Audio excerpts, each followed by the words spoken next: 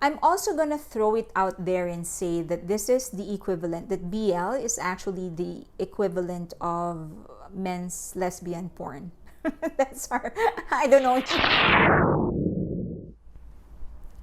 BL, okay, so boy love is a phenomenon. It's actually a genre in Asia that any kind of literature, it could be TV, show, or movie, novel, manga, manhwa, comics, whatever, that is focused on gay couple. So, guy and guy, so male and male couple. A lot of my friends here have been asking me, wondering how it came to be, how it became so popular in Asia, considering, and they're so surprised because they know for a fact that there's a lot of Asian countries that are still very, very conservative, so they can't wrap their heads around the fact that this has become such a huge hit in Asia. For us to understand that, we actually need to go back to how it began. But before that, I would just want to do a disclaimer. I am not an expert. I am just a fan of Asian entertainment and Asian culture. But I do try my best to share whatever it is that I know. I try my best to research. I know that I am not an expert.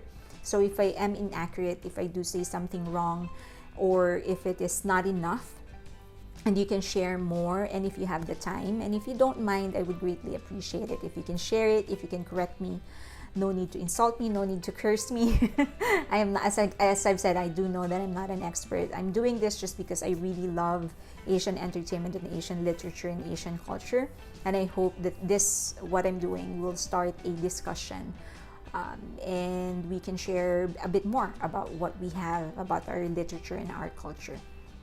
That's it. Okay, so how it began. There are actually two women that are widely credited to have started yaoi, or boy love. Yaoi is actually a Japanese term for boy love. And as you know, it actually began in Japan. So let's backtrack. In the early days of manga, which is the animation, that's what they call the animation or cartoon art of Japan. The creators were primarily men or male. And so the sensitivities and the stories and the perspectives that are being presented are perspective of men. In the late 60s, so two women decided to rebel against it. They wanted to get into manga, and they wanted to create stories that they themselves would want to read and that they would want to create. Those two female writers are Takemiya Keiko and Hagio Moto. They produced their first adolescent boys love manga. So they consciously made the decision to rock Japanese society by presenting new perspective and new expressions, and just present something different from what they are used to, basically. So they started creating boys love stories, or yaoi. As I've said, that's the Japanese word for boys love, yaoi. I don't know if I'm pronouncing it correctly, though. Please correct me if I'm wrong. So all throughout the 70s, they created more and more stories. By 80s, I think, it just started spreading like wildfire. That there's so many amateur quote unquote creators started getting existing male characters, popular characters, and putting them in a yaoi story. So, for example, I would take Thor and Captain America, and I would put them in a love story, in a boy love story. So basically fan fiction. But it didn't take long before publishing companies realized there's a market for this, there's business in here. And so they started inviting all of these creators, these writers and artists to create their own manga.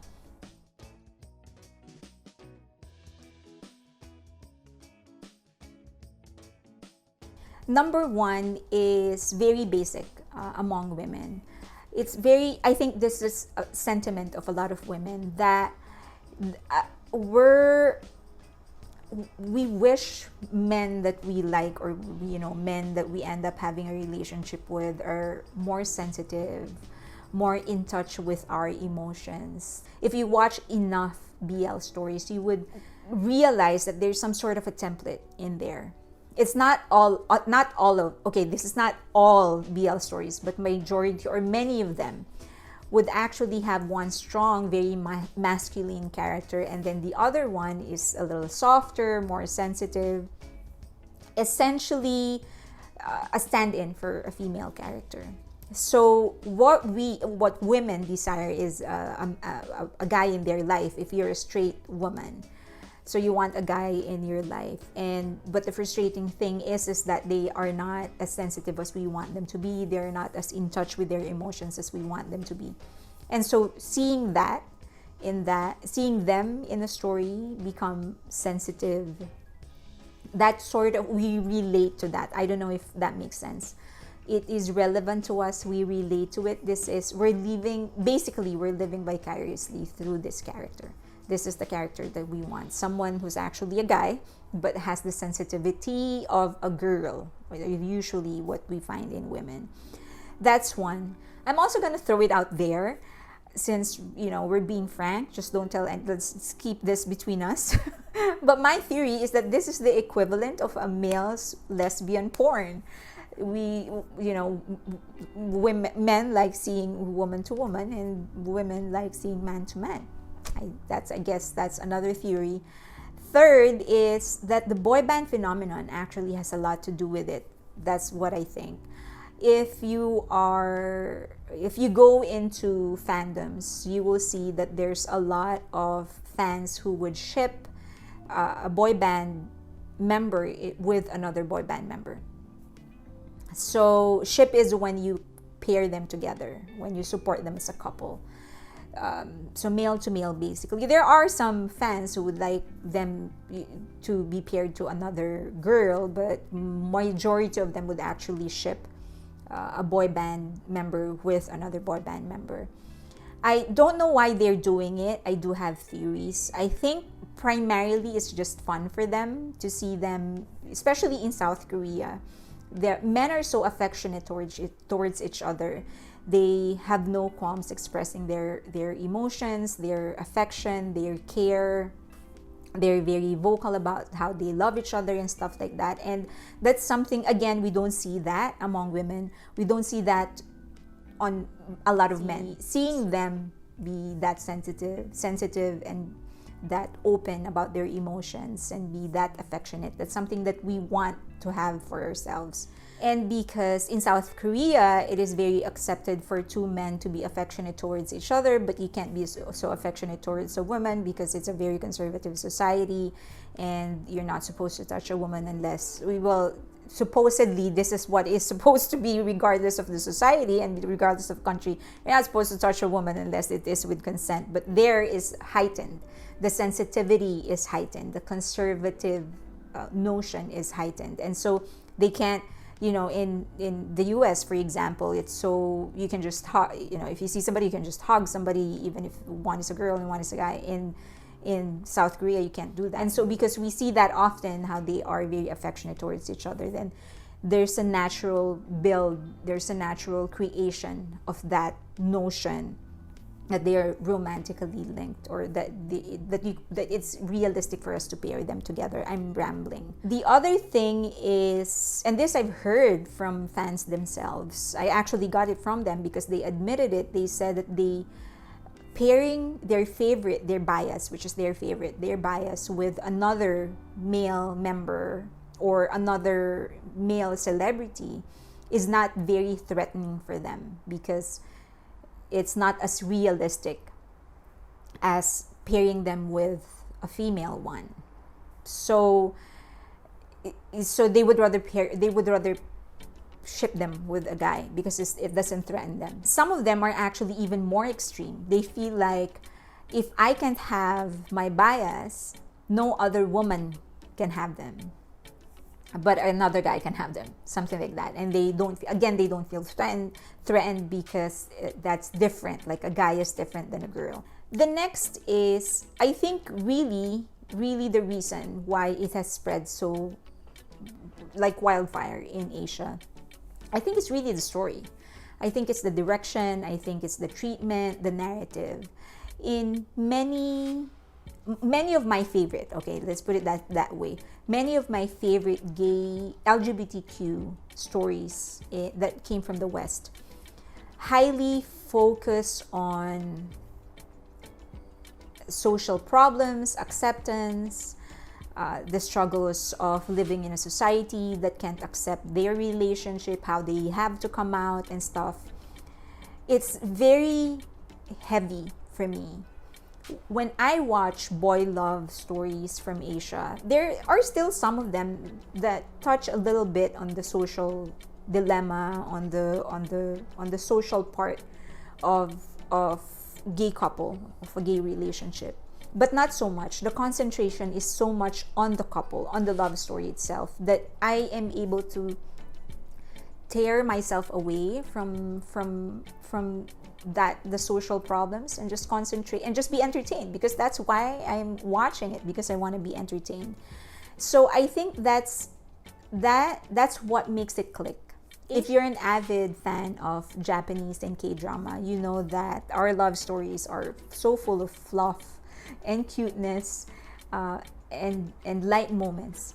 And since I don't know if it's a conscious choice, but since we focus so much on the story, on the BL story, and not on the social problems, we treat the gay couple the same way that we treat a heterosexual couple.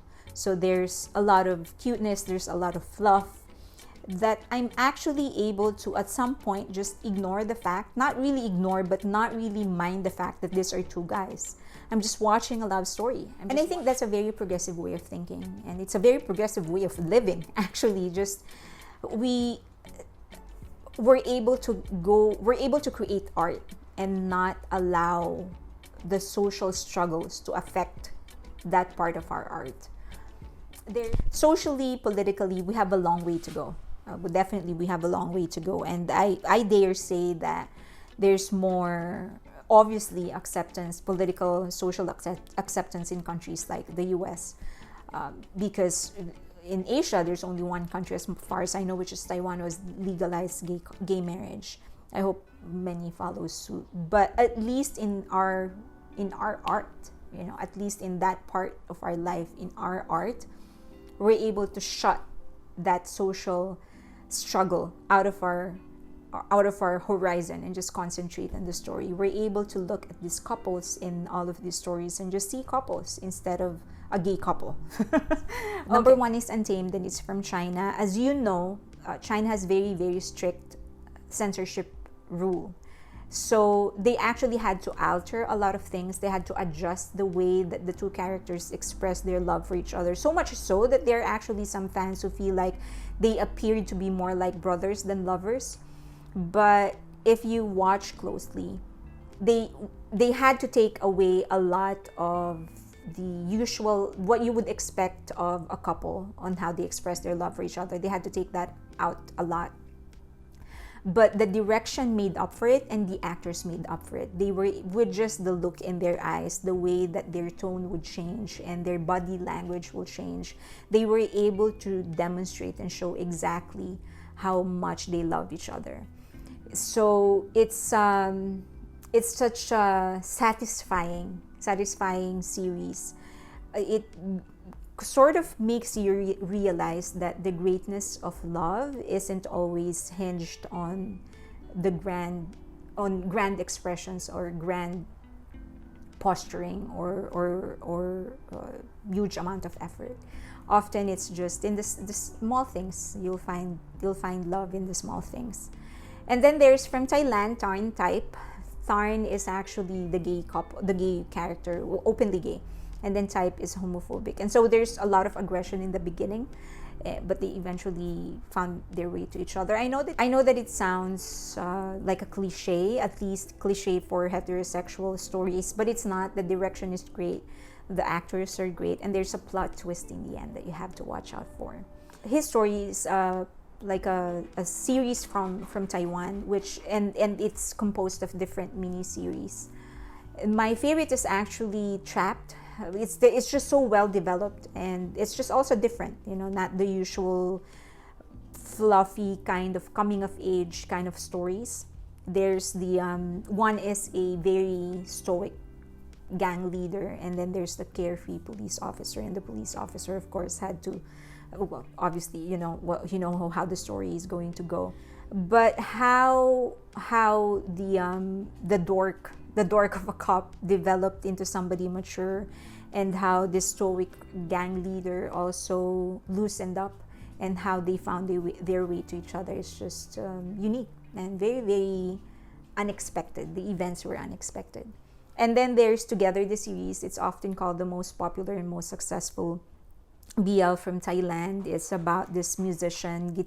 He plays the guitar, and he asks this football player to be his pretend boyfriend so that he can get away from an obsessive suitor. So it's a pretend boyfriend kind of story. I always love that. And this one is just cute, fluffy. Really made me fall in love. And then there's Where Your Eyes Linger, which is from South Korea. So it's this story about a chaebol, which is an old rich, basically, who develops a love, an affection, who falls in love basically with his bodyguard. So those are my 5 favorites so far. I haven't seen all of them. And that's it. I hope that you guys watch it and check it out. If there's anything I wish that for all of us to get to that point where we actually stop tagging it as BL or yaoi or gay story and just call it a love story, because at the end of the day, that's what it is.